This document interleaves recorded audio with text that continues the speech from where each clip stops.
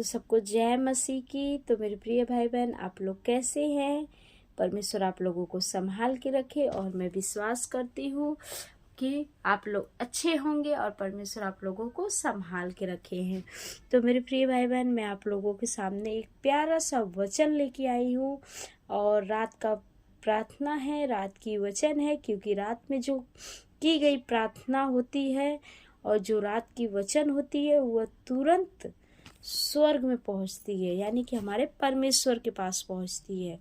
तो मेरे प्रिय भाई बहन, मुझे दिन में टाइम बिल्कुल नहीं निकलता है, क्योंकि आप लोग समझ सकते हैं कि मेरे 4 बच्चे हैं और बच्चे बहुत परेशान करते हैं, छोटे छोटे हैं। बस बड़ी बेटी जाती है पढ़ने के लिए और छोटी वाली है, उसका एडमिशन कराना है।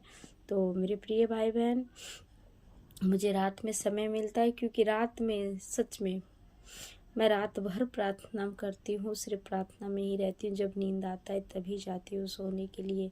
तो मैं आप लोगों के सामने एक प्यारा सा वचन लेके आई हूँ।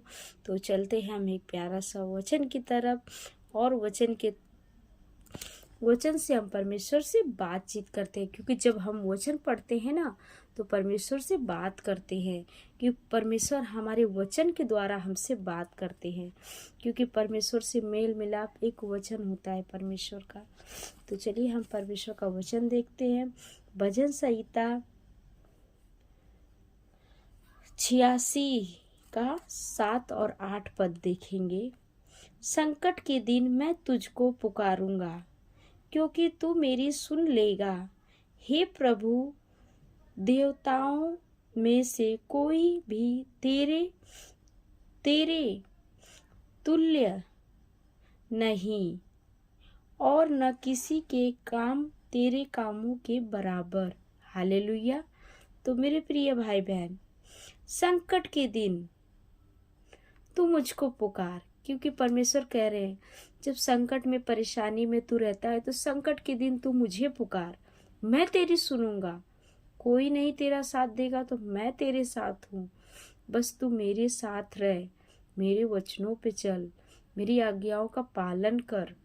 तो मेरे प्रिय भाई बहन, और हे प्रभु, देवताओं में से कोई भी तेरी तुलना नहीं, यानी कि इतने देवताएं हैं इस पृथ्वी पर, लेकिन तेरे बराबरी नहीं है। मेरे प्रिय भाई बहन, तेरी तुलना किसी भी देवताओं से नहीं हो सकती, और तेरे कामों के बराबर नहीं। तो मेरे प्रिय भाई बहन, और न किसी के काम तेरे कामों के बराबर, यानी कि और किसी के देवताओं के काम हमारे परमेश्वर के बराबरी नहीं कर सकता। मेरे प्रिय भाई बहन, क्योंकि हमारा परमेश्वर जीवित खुदा है, जिंदा खुदा है, कोई मुर्दा नहीं है, कोई पत्थर की मूरत नहीं है जिसके सामने हम रोए, माथा फोड़ ले, सर पटक पटक के मर जाए और वो ना सुने। तो मेरे प्रिय भाई बहन, हमारा परमेश्वर तो जीवित खुदा है, जिंदा खुदा है। जैसे हम जिंदा है ना, वैसे हमारा परमेश्वर जिंदा है, स्वयं हमारे अंदर जिंदा है। वो हमारे अंदर वास करता है, हमारे अंदर रहता है। तो मेरे प्रिय भाई बहन, मैं यही कहूँगी आप लोगों से, क्योंकि आप लोग मूर्ति पूजा की तरफ मत भटकिए, जिंदा परमेश्वर को देखिए, जीवित खुदा को, अपने परमेश्वर को देखिए, जिसने आप लोगों को बनाया है, जिसने इस धरती पे जीव जंतु हर एक इंसान को बनाया है, हर एक कीड़े मकोड़े, पानी में रेंगने वाले जो भी है, इस धरती, इस पृथ्वी पे सारी सृष्टि परमेश्वर ने रचा है। बस वही है सबका मालिक और कोई नहीं है।